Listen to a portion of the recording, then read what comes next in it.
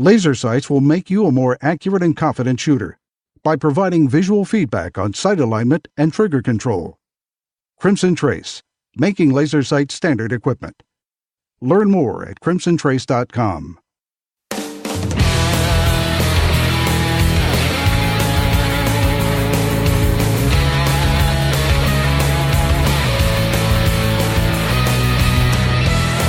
Today on Tom Gresham's Gun Talk, learn about President Trump's pro-gun pick for the Supreme Court and how it could mean positive changes for gun owners. Plus, your range reports and more.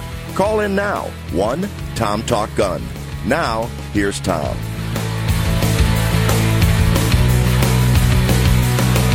Saddle up! It is time for us to talk about some guns and shooting and the stuff you're buying and the things that you want to go shoot and, well, safety, of course, and responsibility, and just all of that put together. Hey, welcome. I'm Tom Gresham. I am, in fact, the host of Tom Gresham's Gun Talk. If you'd like to join us here, it's really easy. Just call us, 866-TALK-GUN, or just dial Tom Talk Gun to get you in here. A lot of things going on, a lot of things for us to talk about, but I have kept this one pretty much open because I know that you have things that you want to talk about. You have questions. You have range reports for us, and we love getting our range reports. So what have you been shooting? It could be something new. It could be something that you just want to tell the world about, like, hey, you know, not a lot of people really know about this, and this is a cool gun, or this is some neat ammo, or I went to a shooting class, and I learned long-range shooting, or self-defense shooting, or shotgunning, or whatever. I was swapping some messages with a friend of mine, a lady the other day, and off of Facebook, and she said, you know, I have trouble wing shooting. I really have always had trouble with that. She's a good shot. I've shot rifles and pistols with her. And I dropped her a note, and I said, well, do you wear progressive bifocals? She said, well, yeah. Something I learned from my friend Brian Belinsky. Progressive bifocals, which I wear. When you move your head around, the target that you're trying to hit is moving all over the place because nothing's ever the same. And even as it moves across your vision, because you have a different, the correction changes as it sweeps across the lens of your vision. It's actually changing where it appears to be. Now, it's not changing where it is, but in your eye, it's just really, if you wear progressive bifocals and you're a wing shooter, you really owe it to yourself to get yourself a set of single vision glasses. That's the kind of stuff that, how would we know that if we didn't go hang out with really good instructors and people who do this all the time, and all of a sudden you're going, well, you know, I thought that after I was about age 45, which is when that doctor usually uses that B word, that bifocal word, after about that age, my wing shooting just went to heck. I thought maybe something, you know, I'm just not a good wing shot anymore. No. If you're wearing those progressive bifocals, that could be part of the problem. By the way, we love to give stuff away. And congratulations to the winner of the big Gun Dealio giveaway. Chad S. out of Marshfield, Wisconsin. He won the grand prize package. It was a Springfield Armory XDS pistol, Crimson Trace Laser Guard Pro, $200 to use at freedommunitions.com, and $100 to use at crossbreedholsters.com. Great package. Way to go, Chad S. We're going to have, there are a lot of deals to be had, a lot of cool offers and things with the Gun Dealio app. So if you don't have it, why? And if you have it, if it's on your smartphone, it's free, by the way. If you don't know, Gun Dealio, turn on notifications and location services, and that's when you're going to get the cool messages, the stuff that saves you money, the did you knows, the, hey, you know, buy this, get 2 free magazines, those kinds of offers. So, I mean, that's what it's all about. It's about saving money. And who doesn't want to save money? I mean, really. I got a new gun. I'll tell you about that in just a few minutes. But first, let's take line one. Tom's out of Hemp Hill, Texas. Hey, Tom, you're on Gun Talk. What's going on? Hey, Tom, how you doing? Great. I got a question. Here a while back, you touched on a subject that was very interest to me, and that is gun insurance on guns in case of theft or whatever. I'm curious about whether anybody has ever been through it and had to had to collect on their insurance, I've got about $50,000 worth of guns, and I don't want to insure it with somebody unless I know that if something happens, I'd have a good outcome. That's an excellent point. If somebody has had either good or bad, actually, I'd kind of like to know either way. If you had lost guns and your homeowner's insurance didn't cover it, we want to know that. If you had a special firearms rider on your homeowner's policy, or you bought the extra insurance like the NRA has, you can buy insurance through the NRA to cover your guns and scopes and binoculars and all that stuff. If anybody has had an event like that, Tom and I would both like to know. Actually, I'm glad you brought that up, Tom. That is a great question. I'd kind of like to know how that went. And did you have any problems? Did they ask for, if they say, well, look, we want to see the receipts, I'm going, I don't keep receipts. I just don't. So, and thanks for the call, which kind of begs the question, should you have any documentation of your guns if you have insurance, and what should you have? We've talked about it before. I guess the question I'm asking is, do you do that? What did you do? How did you document them if you did? And where do you store that stuff? Our number is 866-TALK-GUN. That's 866-TALK-GUN. We'll be right back with more Gun Talk. When someone leaves you their gun collection, you may want a few, but what do you do with the rest? How do you sell them? Who do you call? Well, I call Johnny Dury at Dury's Guns. Whether you're selling one gun or 500, they'll tell you what it's worth and write you a check. Simple, quick, easy, fair. I trust Dury's Guns. Give them a call. DurysGuns.com. If you carry a gun, you need training. Your concealed carry class was definitely not training. But time, money, and obligations keep you from spending days at a shooting school. The trusted folks at Gun Talk can help. Concealed Carry 1, our DVD featuring the VADA Group, covers what gun, what holster, how to carry, where to wear your gun, and much more. Visit shopguntalk.com. That's shopguntalk.com. Look, this really is life and death. Learn how to stay aware, how to get away, and how to fight if you must. At shopguntalk.com, you can get the 2 DVD set, including Fighting with the 1911 with Tiger McKee. No matter what gun you carry, this vital training info can save your life. Learn the draw, the stance, reloading, vital gear from Gun Talk. That's shopguntalk.com. Shopguntalk.com. If you're like me, you don't have money to burn, but you still want to buy guns, ammo, and accessories. That's why we created Gun Dealio. That's a free smartphone app. Just download it and start getting the deals. Could be discounts, offers of free magazines for your gun, or you could be the first to hear about new stuff from gun makers. Here's how it works. With Gun Dealio on your phone, you get alerts when you enter a gun store. Special deals, you know. You don't have to do a thing. It'll do a lot of other cool things, like let you watch gun videos and listen to Gun Talk podcast. Plus, check it anytime for hundreds of deals and offers. Getting more while spending less. Smart, huh? Gun Dealio. Made in America. Gluten-free. At the App Store and Google Play or gundealio.com. The pistol that redefines pocket carry just got even better.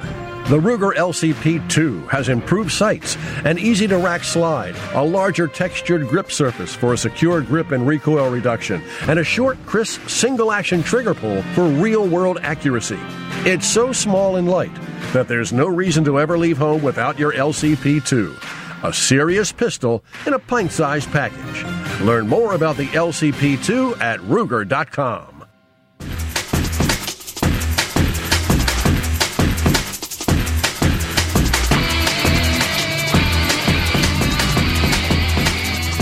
I tell you, I am so jazzed. You know, I've been talking about this for, 2 months now. Finally came in. I finally got my revolver. Oh, I'll tell you about it in just a second. Let's talk to Mike on line 3 first. He's in Fort Lauderdale, Florida, looking for some sights. What you looking for, Mike?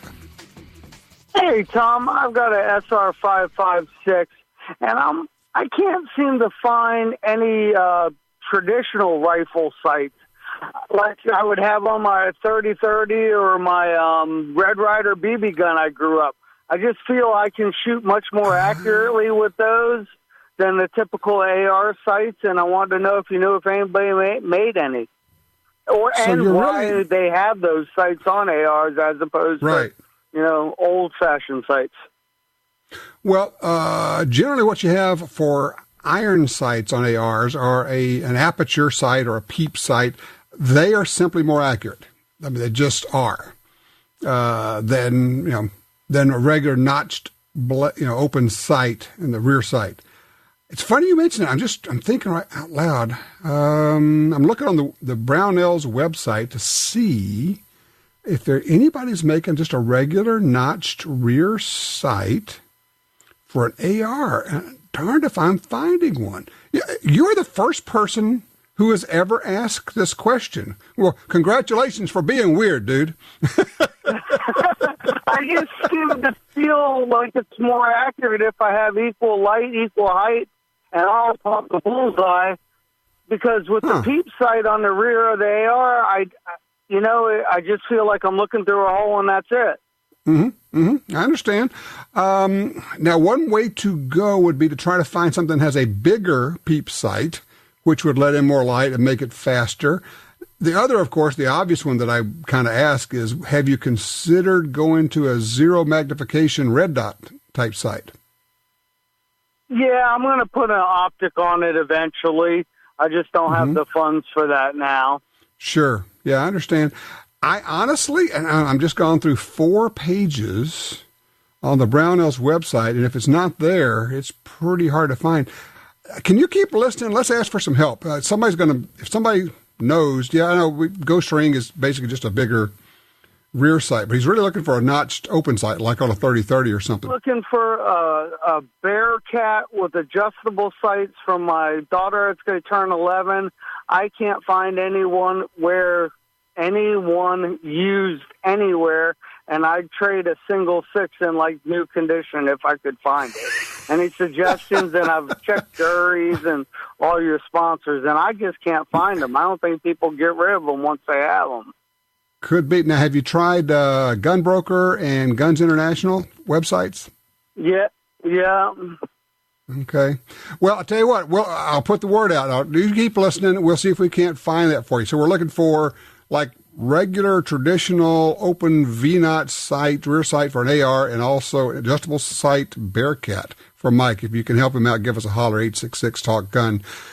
I got to mention, if you are, first of all, I hope you're following me on Twitter. On Twitter, I'm at Gun Talk. If you were following there, you would see the pictures. You would already have seen my new revolver. And what was interesting about this, I've been kind of chasing this thing a little while, and it's weird. In the middle of when I was trying to get the Smith & Wesson 686, it's a 7-shot 357, Ruger brings out new revolver, 44 Special. I'm looking at that going, ooh, man, I like that one too. And so I go over to the folks at Lipsy's. They're one of the big national distributors of firearms. And we had lunch with them on Friday, and I said, I really think that, I'm just throwing stuff out, I really think this is going to be the year of the revolver. I'm thinking that's a ridiculous thing. They all said, we were just talking about that this week, and we think you're right. What? Really? I said, oh, yeah. I said, after the election, people had, they already had their ARs. They already had their Glocks. They already had, a lot of other things. They have, boxes and boxes of magazines. But they still want to buy stuff. But now they're going to buy things that they want instead of things that they think they should buy in case the election goes sideways. And so now they said, we're seeing a lot of interest in bolt-action rifles and an increased interest in revolvers. Well, interesting. I go back to that thing I talked about earlier. I call it going analog with your shooting. Fascinating. But anyway, 686 Smith & Wesson, 3-inch barrel. It's called the 686 Plus. It's 7 shots of 357 Magnum, and it obviously takes 38 Special. It'll take the little light 38 Special wad cutter loads, which would be practically like shooting a 22 in it. 3-inch barrel, and I got an all-leather holster. Just felt like that was the way to go. I got lots of other holsters from great holster makers, but went with a strictly leather holster for the revolver. Yeah, Jim says, you're going to put a suppressor on that? Yes, we'll go with the suppressed revolver like in the movies. All right, who knows why that physically does not work? Give me a call, 866-TALK-GUN. Why is the suppressor on a revolver not going to be as effective as you think it is? Let's go to Jeff on line 2. He's out of Kewanee, Illinois. Jeff, what are you building or rebuilding? Oh, I'm rebuilding a gun collection, Tom. Thanks for taking my call. Okay. I had an unfortunate situation. I had Lyme disease a few years ago, and it was not diagnosed. I got real sick, had a lot of bills, and was forced to sell off some pretty nice guns. So I'm trying to. Once I was diagnosed correctly, I'm past that, but I've got to rebuild my gun collection, and so recently purchased a rifle. I bought a Tikka T3 and 308.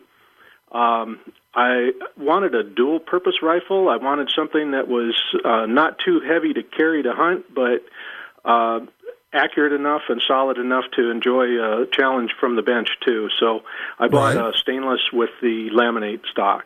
And it's got the nicest trigger of any rifle I've ever owned right out of the box. Accuracy is real good. Put a Leopold 3x9 scope on it, and I'm having some fun working up some loads. Everything is real encouraging, real promising there. What bullets are you finding that rifle shoots particularly well? Well, the bullets I'm loading, I'm a reloader, so the bullets I'm loading for the bench aren't the same that I hunt with, but it really likes the 150 grain, like the Game King, Sierra Game Kings. And for hunting, I'm loading 150 Nosler partitions. Man, playing around with it a little bit. I also found a 125 grain Sierra load that it really likes, and that'll be kind of a varmint load, I think. Fun stuff. All right, let me go back. I got to ask you a question, if you don't mind. What all did they before they figured out it was Lyme disease? What did they tell you had? Well, I had a couple of different doctors, several different doctors, and they all went kind of back and forth. And I think they labeled me with MS because they didn't know what else to call it. I had it for a while. It was chronic. We were in an unfortunate situation where Northern Illinois, according to the CDC at that time, had no Lyme disease. Southern Wisconsin was a hot zone. Iowa was a hot zone, but the CDC hadn't caught up with it. And actually, if it hadn't been for a black lab coming down sick, I might have not known it, even when I did, because I took the dog to the vet, and the vet said, I can tell you right away, he said, it's Lyme disease. And that led to me questioning some of what they were doing, since they never really could agree what was wrong with me. That kind of led to me questioning my diagnosis and actually got me the treatment that I needed. They go with the heavy doses of antibiotics, the IV antibiotics for you? I didn't have to go IV. I responded real well to oral antibiotics. Within about 3 weeks, probably 80% of my symptoms were gone. Yep. It's really fast. Yeah, and I stayed on some antibiotics. I was on some different antibiotics. Ended up seeing a doctor that specialized in tick-borne diseases, and she really took me through it. So it was a process, but everything started improving from that point on. Excellent. So there's a reason I asked.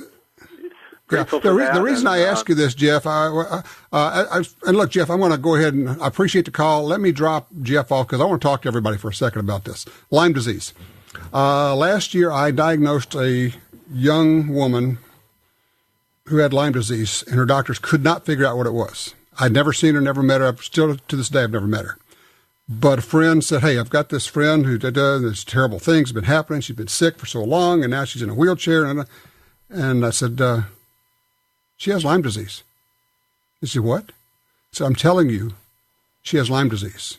Lives across the country. What are you talking about? I said, I'm telling you, she has Lyme disease. If they've been trying to figure this out for more than a year, they haven't figured it out, and she's gotten progressively sicker, and she's in a wheelchair, My guess is that there's a very, very good chance she has Lyme disease. Well, she asked about that. Her doctor said she does. I said, get a new doctor. Because I've been through this with other people. The doctor says, we don't have Lyme disease here. Yes, you do. Yes, you do. Well, that's not Lyme disease. Well, have you tested for it? Well, did you do a DNA probe? Well, no, that's expensive. Yeah, it is. If you have someone who has got some kind of weird thing and they just kept getting sicker and sicker and they're weaker and then their muscles aren't working and their limbs aren't working, first thing that comes to mind, because they want to label it MS because they don't know. Think Lyme disease. It's that old deal of, when you hear hoofbeats, don't think zebras, think horses. In this case, think Lyme disease. And if you are outdoors, if you're a hunter, Lyme disease, you get it from getting bitten by a tick that has Lyme disease. We get ticks on us all the time. And it's in a lot of different parts of the country, whereas Jeff said, the CDC says, oh, no, there's none there. Yeah, there is. Besides, we travel like crazy. And in this case, this young woman got to another doctor, pushed the issue. They checked. Sure enough, it was Lyme disease. And they started her on this aggressive treatment, which they can do. They can really, really do great things treating Lyme disease once they figure it out. And as Jeff said, 3 weeks later, and we're talking about people who go in a wheelchair and come out a few weeks later walking around, pretty much fixed. They call it the great impersonator, the great imposter disease. So if you have a friend, it doesn't have to be a hunter. It could be somebody who goes out and walks in the park, does gardening, whatever. And yeah, you might get the bullseye rash that you've read about, but you may not. Doesn't happen in all cases. So I throw that out. We're getting in towards spring. People are going to be spending a lot of time outdoors. If you or somebody you know starts to have a weird thing and they're hurting and they're fatigued and their joints aren't working and all of that, just keep that in mind. Keep it in the back of your head. I'm not trying to play doctor for you, but I'm just telling you sometimes the doctors don't get it right. And in Lyme disease, that seems to be more often than not. 866-TALK-GUN. Coming back, Supreme Court.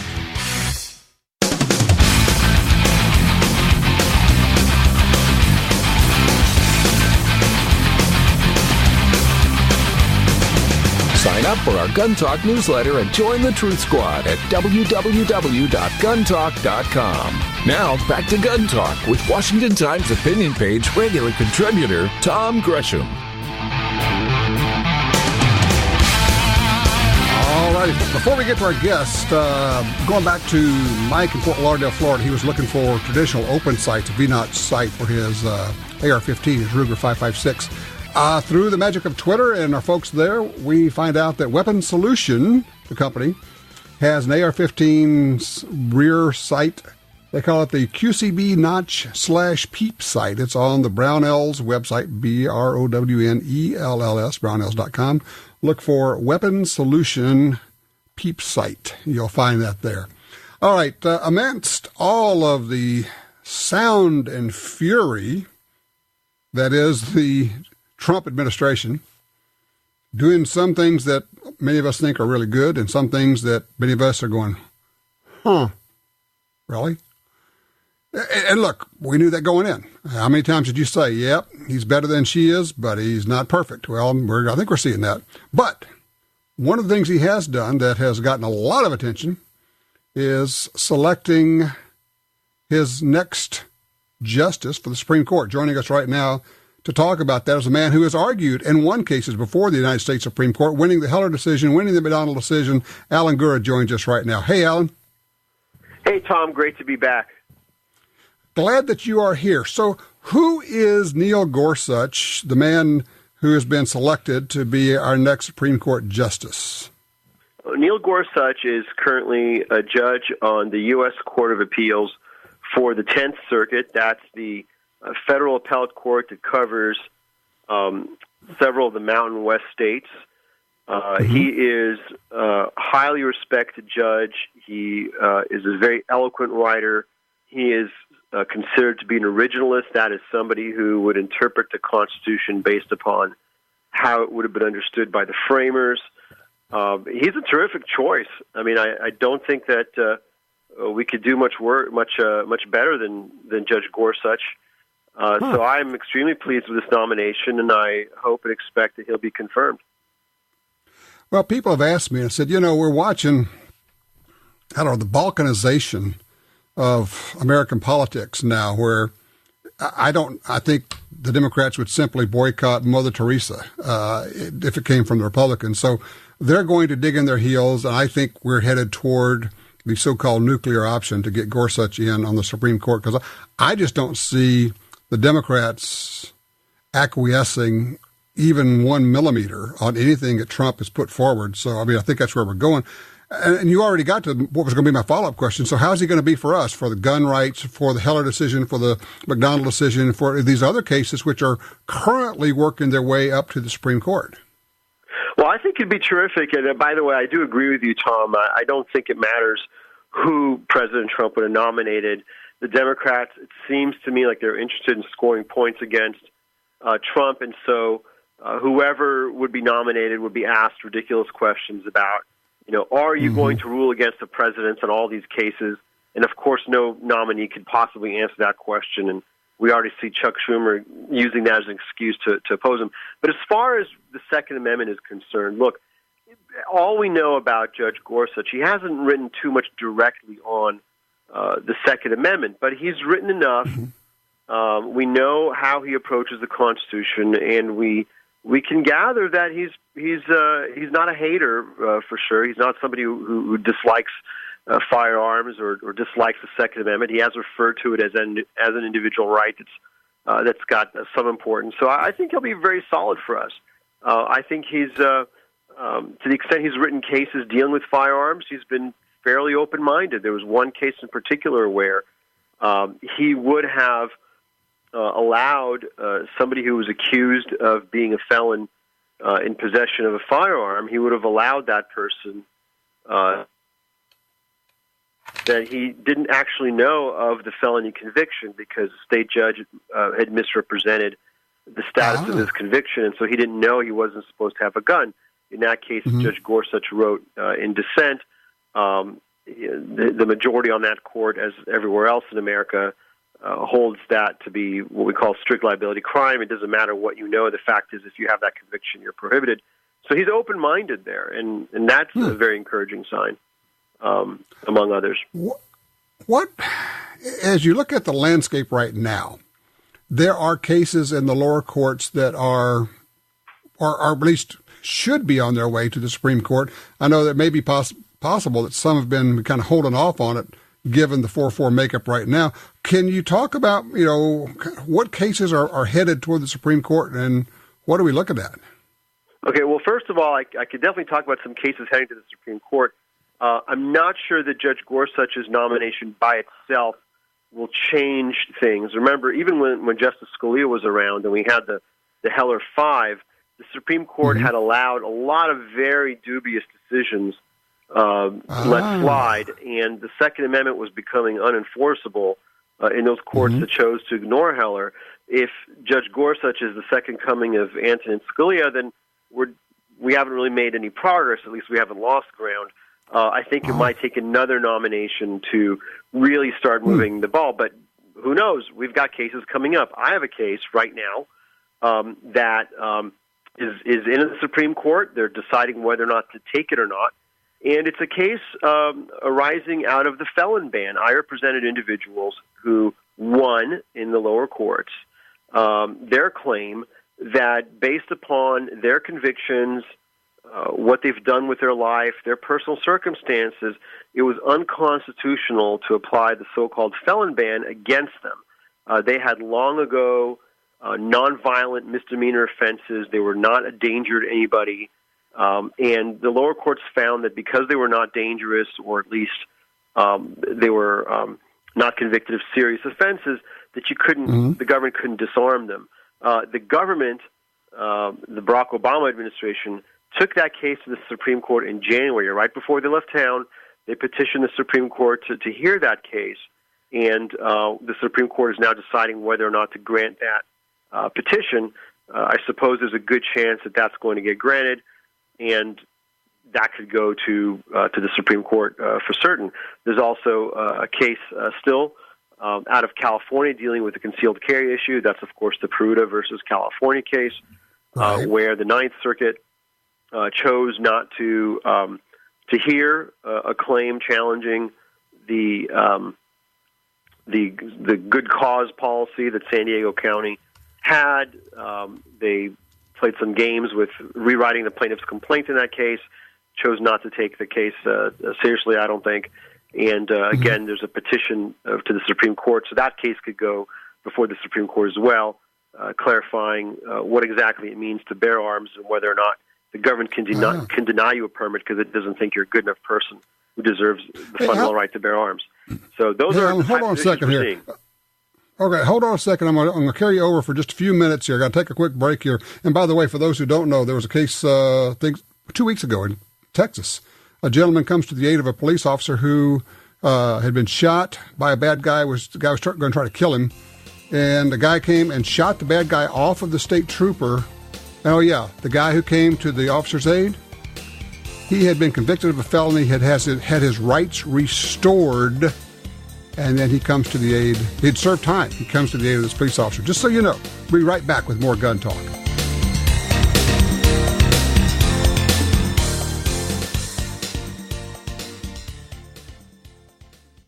Laser sights increase confidence, regardless of experience level. Whether you're learning the fundamentals, a seasoned shooter, or simply overcoming aging eyes, laser sights provide instant feedback, providing immediate confidence and enjoyment for a new shooter. Call 800-442-2406 or visit crimsontrace.com for a free copy of our laser training video, The Laser's Edge, and learn more about why Crimson Trace is making laser sights standard equipment. Hi, this is Tom Gresham from Gun Talk. America is losing critical wildlife habitat at a rate of 1 football field every hour. It's happening on the Louisiana coast, but it's critical to all sportsmen and conservationists. These precious wetlands provide winter habitat for more than 10 million ducks and geese annually, waterfowl that migrate north through dozens of states. Don't shrug it off. Get involved. You can help. Visit vanishingparadise.org. You know and trust Springfield Armory. Now that trusted gunmaker has an AR-15 rifle with all the features you want. The Saint features a mid-length gas system, a heavy tungsten buffer, and a 16-inch chrome Molly barrel with a 1-in-8 twist rate. Plus, the Saint has Bravo Company's Key Mod handguard, the next generation of America's personal defense rifle. See video of the Saint in action at springfield-armory.com. That's springfield-armory.com. Are you looking for a place to shoot? The National Shooting Sports Foundation has a great website called wheretoshoot.org. It's the largest database of shooting ranges on the internet. It's also a great resource for shooters where you can find video tips, printable targets, and a lot more. Find it online at wheretoshoot.org. And while you're there, download their free iPhone app. That's wheretoshoot.org.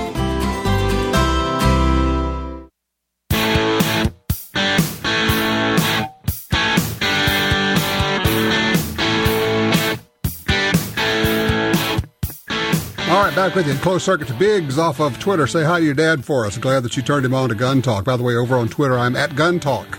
On Facebook, of course, it's just Gun Talk Media. Easy to find us over there. We're talking with Alan Gura, the attorney, the civil rights attorney who argued the Heller case, the McDonald case, in front of the Supreme Court. Has won a bunch of other cases out there. We're talking about specifically the selection of Neil Gorsuch to be on the Supreme Court. That's Trump's selection. It will happen. They'll probably have to use the nuclear option. It's going to go through.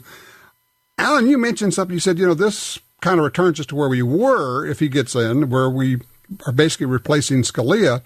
But I think a lot of people are not aware to what extent we have had our rights either, you could say, slip or not be supported after the Heller and McDonald decisions. You want to fill in the blanks on that just a little bit? Sure. You will look long and hard for any decision at the federal appellate level that strikes down a gun law. on Second Amendment grounds since Heller came out. There have been maybe 2 of them that are still on the books. And there are some courts in this country where I think any reasonable attorney would tell you, you might as well not bring any kind of Second Amendment claim. It's just a dead letter. It's not something that the court will ever tolerate. And in fact, this isn't just me saying it. This isn't just pro-gun rights people who are upset that the courts haven't gone as far as we would like for them to go in our direction. There have been some scholarly articles written by people who are on the other side of this issue who are acknowledging that Heller has become symbolic, that it has been narrowed into basically a one-time decision that courts are free to disregard and create avenues around. Let me give you one example, just so I can bring home just how much ground we've lost or how silly the situation is. If you have the right to keep a gun, Tom, one would imagine you have the right to acquire it in the first place, right? I mean, what if Chicago and D.C., in response to their losses in the Supreme Court, had said, okay, we have to let Dick Heller and Otis McDonald keep their handguns, but you know what? We're not going to let anyone else buy a handgun. We're not going to let anyone else make a handgun, acquire a handgun. So you can keep what you got, but you can never, ever get another gun again. Would that be okay because the Second Amendment only says you can keep a gun and it doesn't say you can buy a gun? That's the argument we're facing right now in the Ninth Circuit Court of Appeals in a case out of California where Alameda County decided that they were going to use their zoning power to make it impossible to open up a gun store. And the gun store owners, the would-be gun store owners, sued, and they said, look, we're asserting the Second Amendment rights of our customers. Because if you have the right to a gun, you have the right to acquire a gun, right? It's just like other rights. Bookstores have the right to assert First Amendment rights. How about abortion clinics, right? I mean, the right to an abortion is not the right to perform it on yourself. It's the right to go to a clinic or a doctor or somebody who's going to do that for you. So why not a gun store? Well, a panel majority in the Ninth Circuit agreed and said the plaintiffs have stated a claim. There's a Second Amendment issue here. Let's explore whether or not the Second Amendment has been violated. You know what? The full Ninth Circuit took it what we call en banc. That is, they decided to redo it. They're going to hear it again with 11 judges, and I'm pretty sure they may come to a different decision. So that's where we're at, where people can say with a straight face, "Oh, you can keep the gun, you can't acquire it in the first place." That's nonsense. But they wouldn't be thinking along those lines if they didn't have essentially the green light from nearly a decade of Supreme Court decisions, non-decisions, looking the other way, winking and nudging and sort of letting things slide. So hopefully that is going to come to an end, and hopefully we're going to see a little bit more serious review and engagement of Second Amendment claims going forward. I don't know if just replacing the Scalia seat with another like-minded justice is enough to do it, but who knows? Maybe it's going to be a signal to the other side and to the other justices that times are changing. We're going to take this seriously. And it may take whoever the replacement is for Ginsburg, if she's the next one to retire. Maybe that's what it takes, is to end up with that kind of majority. Alan, would you keep us posted as we go forward? I'd love to check back in with you and kind of see the progress of these lawsuits. Absolutely. Would love to do that. All right. Thank you so much. Alan Gura, of course, a lawyer who argued the McDonald case, won it, argued the Heller case, won it, argued a lot of these cases. But unfortunately, in the decade after Heller, the Supreme Court has not been supporting it, and the other courts are just thumbing their noses at it. So, yeah, you got Heller. It doesn't mean anything. We're going to ignore it. So what are you going to do about it? Because if we don't have the backup, if the Supreme Court says, hey, we told you that this is an individual right and it's an important right, if we don't have that backstop at the Supreme Court, the Ninth Circuit and these other circuits are going to go, we don't care. We don't care what they said the law is. We're going to make up our own rules here. So what are you going to do about it? 866-TALK-GUN. I'm Tom Gresham. This is Gun Talk.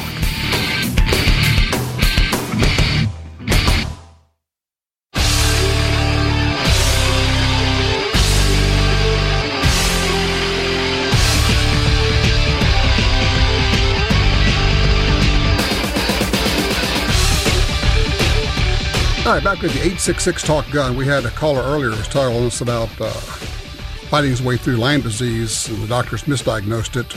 Often the case. Now, let's talk about that.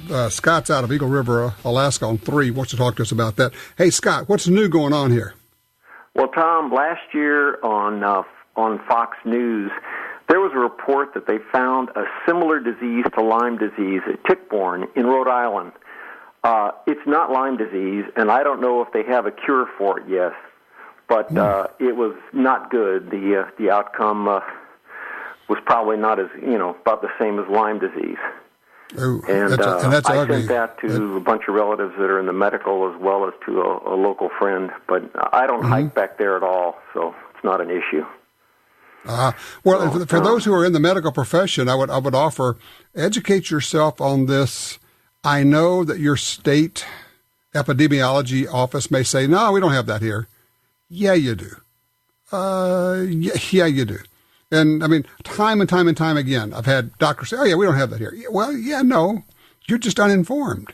And doctors do not like it when you tell them you don't know what you're talking about. But in this case, unfortunately, that has proven to be true. Scott, appreciate that information. That is just amazing. Douglas is out of Pensacola, line 2, with a solution for us. Hey, Douglas. Hi. Heard you talking about it a little while ago, and what I did was, I'm getting a little bit older. The front side of my epistles were getting fuzzy, and I went to Amazon and I bought some stick-on bifocals. You can put them anywhere I on love your those lap that things. you wanted to. And for me, the way I shoot, leaning forward, proper form, nose over toes, I'm looking through the top third of my glasses. And so I put the stick-on bifocal in the top third of my dominant eye. Exactly. You put it on just on one, on the top third of the dominant eye, on your shooting glasses. You can move them if you're using different shooting glasses. The stick-on bifocals are called, the brand name is Optics 2020, OPTX 2020, available on Amazon. You can get them in different powers. Probably a 1.5 to 2 is going to be about right for most people. It'll bring that front sight in absolutely sharp focus. Now, and thanks, Douglas, I appreciate that. I'm glad for the reminder on that. Obviously, if you're already wearing bifocals, this is probably not your solution. But if your corrective lenses are not that great and you're really kind of wearing bifocals mostly for the nearsightedness of it all, and you can go, if you can have distant vision that's pretty decent, you can go with the stick-on bifocals and put them on your shooting glasses, and it works really well. You put them up at the top, as Douglas said, at the top of the lens. So there you go. Let's see. Jerry is in Mississippi on 1. Very quickly, Jerry, ask your question if you would, please. I'd appreciate it. Yes. Good afternoon, Tom. Your gun show, Gun Talk on the Direct TV channels, where did they go? They moved them or something. They you know what? They moved from Monday to Thursday nights. The Sportsman Channel moved its entire shooting block of shows from Monday nights to Thursday nights. So if you'll just check Sportsman Channel on Thursday nights, you'll be able to see our show, Guns and Gear, Gun Venture. Check them out. By the way, and thanks for the call. This week on Guns and Gear, we're shooting Barnes Bullets 300 Blackout TAC TX ammo, doing some ballistic gel stuff. We're shooting a 2-stage AR trigger from Timney. And on Gun Venture, I go to New Hampshire, do some stuff with the folks at SIG Academy. Man, wait till you see those guys. They are so good. It is really, really fun. So, I also hunted down the lobster while I was there. But, well, you're up there close to Maine. You got to do strange stuff. It's Gun Venture. We do guns and we do adventures. Sometimes it's driving cars at Talladega or running off-road stuff, and sometimes it's looking for a cool meal somewhere. You never know what we're going to be up to. 866-TALK-GUN gets you in here. When we come back, let's talk about the VA and what they have been doing to veterans and their gun rights. We'll talk to somebody who's been impacted by that, and you won't believe what happened to her. It's unconscionable, but there may be a fix in the works.